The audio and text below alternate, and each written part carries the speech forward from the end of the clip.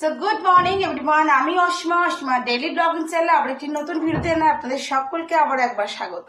আশা করবো আপনারা সকলে খুব ভালো আছেন, আমিও খুব ভালো আছি। আজকে হয়ে গেল থার্সডে, বৃহস্পতিবার। তো বৃহস্পতিবারের রান্না শুরু হয়ে গেছে যথারীতি। আর সকাল সকাল হয়ে গেল একখান ক্ষতি আমার। এই যে নারকেল কুড়ানি নাট কোথায় খুলে পড়ে গেল।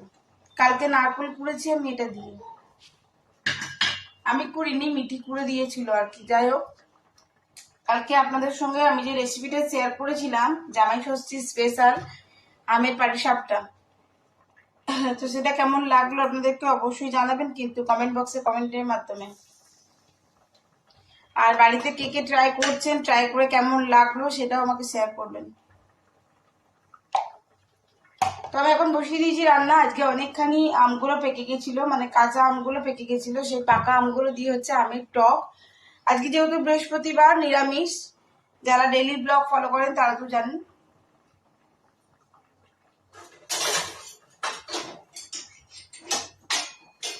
তো সেই আর কি। এইদিকে আমি ভাজাভুজিটা বসিয়ে দিয়েছি, ওদিকে টকটা বসিয়ে দিয়েছি। যেহেতু টক লাস্টে করতে নেই তাই আমি আগেই বসিয়ে দিয়েছি। আগামী পটলগুলো ভেজে নেবো। দেখতে পাচ্ছ আমি আগে ভাজাভুজিগুলো করে নিই। আমি প্রতিদিন তাই করি, আমি আগে ভাজাভুজিগুলো করি। ডালটা আজকে এখনো বসানো হয়নি।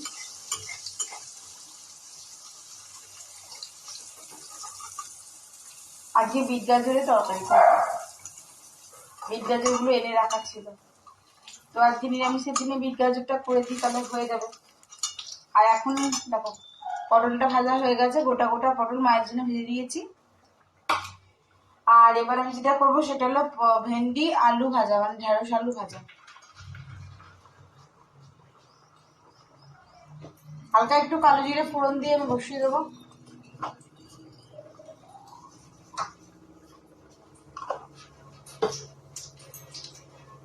একসঙ্গে দিয়ে দিই ভেন্ডি আর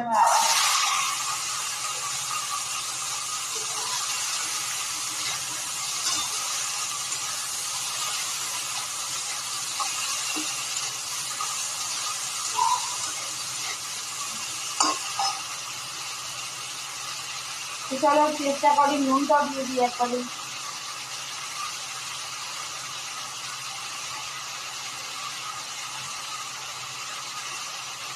আর দিয়ে দিলাম হলুদ।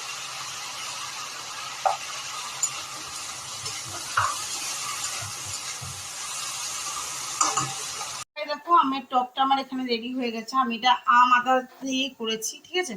উপরে যে ভাজা মশলাটা ইউজ করব সেটা আমি আচার বানাবো, তার জন্য একবারই করে রাখছি আর কি। দেখতে পাচ্ছ আমি এটা কাঠখোলায় ভাজছি। কি কি দিয়েছি একবার কাছ থেকে দেখিয়ে দিই। জিরা দিয়েছি, তারপরে গোটা ধনিয়া দিয়েছি, ঠিক আছে, মৌরি দিয়েছি, শুকনো লঙ্কা দিয়েছি, আর মেথি দিয়েছি। মেথিটা অল্প পরিমাণে দিও, তাহলে একটু তিতা তিতা হয়ে যায় আর কি। তো আমি কিন্তু একদম আমার কিন্তু প্যানটা একদম মানে কাঠখোলাতে আমি এটা ভেজে নিয়েছি, দেখতেই পাচ্ছ। এই যে এখন এটা মরমরে হয়নি, এটাকে আমি এবার মরমরে করার জন্য রাখবো। খুব বেশি লাল করে দিও না, তাহলে কি হবে, কালো কালো হয়ে যাবে। তো চলো আমার হয়ে গেছে এটা। আমি এবার এটা ফ্লেমটা বন্ধ করে দেবো, আর এটাই গরমটার মধ্যে হিটটার মধ্যে দেবো। আর এদিকে আমি আলু সিদ্ধ করছি কেন বলো তো, বিটের তরকারিটা করবো বলে। বিটের তরকারিতে আমি আলুটা সেদ্ধ করে জলটা ফেলে দিয়ে দেবো। আর মোটামুটি এখানে দুটো ভাজাভুজি হয়ে গেছে। পটল ভেজে নিয়েছি আর বেশি ভাজিনি, কেননা কেউ বেশি ভাজা খেতে চায় না। আমি একদিন গুড় আমটা বানাবো, আর গুড় আমের আমি একদিন গুড় আমটা বানাবো, আর গুড় আমের রেসিপিটা তোমাদের সঙ্গে অবশ্যই শেয়ার করবো। এটা এটা একেবারে ঠান্ডা হয়ে যাবে। ঠান্ডা হয়ে যাবার পর আমি এটাকে মিক্সিতে ব্লেন্ড করে নেব। আর হ্যাঁ, যেটা বলছিলাম যে আমি একদিন গুড় আম বানাবো। গুড় আমটাই বেশি ভালো লাগে আমার, ঝালের মিষ্টি মিষ্টি ঝাল মিষ্টি টক থাকে না, ওইটা বেশি ভালো লাগে। তো ওটা আমি বানাবো, তোমাদের সঙ্গে শেয়ার করবো। দেখো তো তোমাদের মতন হচ্ছে কিনা, কার কার ভাল লাগে গুড় আম আমাকে শেয়ার করো। আর তোমরা কেমন করে করো সেটা আমাকে বলো, তাই না। একটু কেটে নিয়েছি একটু ডুমো ডুমো করে। তো আমি এটা সেদ্ধ হতে দিয়েছি এখানে, মানে আলুটা আলাদা করে সেদ্ধ হতে দিয়েছি। তো এবার এটা মিলিয়ে করবো। তো চলো, চাটনি হয়ে গেছে, রেডি। আমি ওদের ছোলা ভেজে যাবো।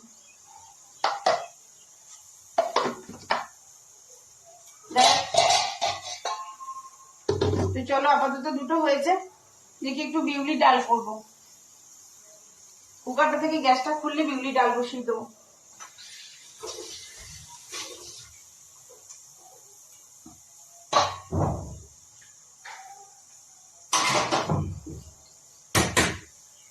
এখানে আমার বিট গাজরের তরকারি হয়ে গেছে। আর যেহেতু বড়া ভাজবো, তো মিঠি তো আবার বড়া খায় না, তার জন্য মিঠির জন্য একটা হাঁসের ডিমের পোচ বানিয়ে দিয়েছি।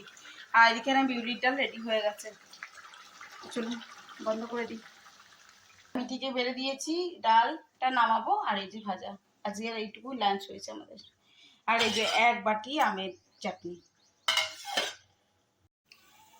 তো মোটামুটি ডাল হয়ে গেছে। আর মিঠি যেহেতু অনেক ভোর উঠেছে, প্রজেক্ট বানাচ্ছিল, বসে বসে ঘুমায়নি আর কি, তো ওকে দুটি ভাত খাইয়ে দিলাম।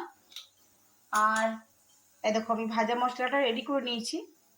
আর এটা এই আমের চাটনির উপরে এইভাবে আমি স্প্রিঙ্কেল করে দেবো। আমার ভাজা মশলা এতটি হয়েছে।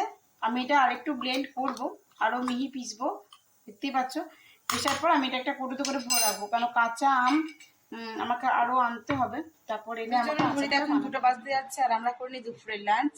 তারপর আবার ভিডিওটা আপনাদের সঙ্গে কন্টিনিউ করবো। তো আপনারা অবশ্যই সঙ্গে থাকবেন, না দেখতে পাবেন আজকের ব্লগটা। গুড ইভিনিং, এখন ঘড়িতে 4:30 তারা দেখায়। আর আমি একটু আগে জাস্ট স্নান করে এলাম, এখনো চুল ভিজা। আমি রেডি হয়ে গেছি, আমি যাব এক জায়গায়, একটু কাজ আছে।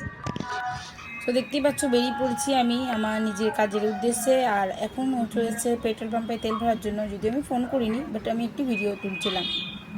ভিডিওটা আমি এমনি তুলিনি, আমি তুলছিলাম ওই সামনের থার গাড়ি।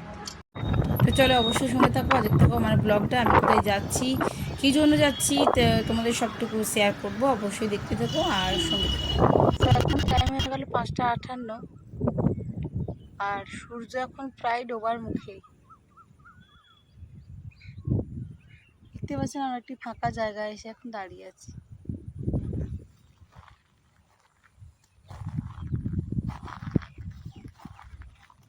চারিদিকে ফাঁকা জায়গা, ফাঁকা জমি। তো দেখতেই পাচ্ছ আমার খুব খিদে পেয়ে গেছে। আর আমি চলে এসেছিলাম সেটকোর হোটেলে, যেখানে বৌদির দোকানে আমার খাবারগুলো সত্যিই খুব ভালো লাগে। আর ও খাচ্ছিল পরোটা। আমি চলে এসেছি বাড়ি, আর এখন বেজে গেছে ঘড়িতে 8:30। আমি গেছিলাম একটা 200 বিঘার প্রজেক্টের উপরে কাজ আছে, যেটা আমি দেখতে গেছিলাম ল্যাবটা, সেটাই। যারা আমার ব্লগ দেখছেন বা রেগুলার দেখেন, বা যদি দুর্গাপুরে কোনোভাবে আপনারা জায়গা নিতে চান বা এই সম্বন্ধে কিছু জানতে চান, তো অবশ্যই আমাকে কমেন্ট বক্সে নিচে কমেন্ট করতে পারেন, আমি আপনাদেরকে গাইড করব। আর যদি দেখতে চান জায়গা বা এই সম্বন্ধে কিছু জানতে চান দুর্গাপুরে জায়গা নিয়ে বা জায়গা কেনা নিয়ে, তো আমি আপনাদেরকে হেল্প করতে পারি। তো অবশ্যই সঙ্গে থাকবেন।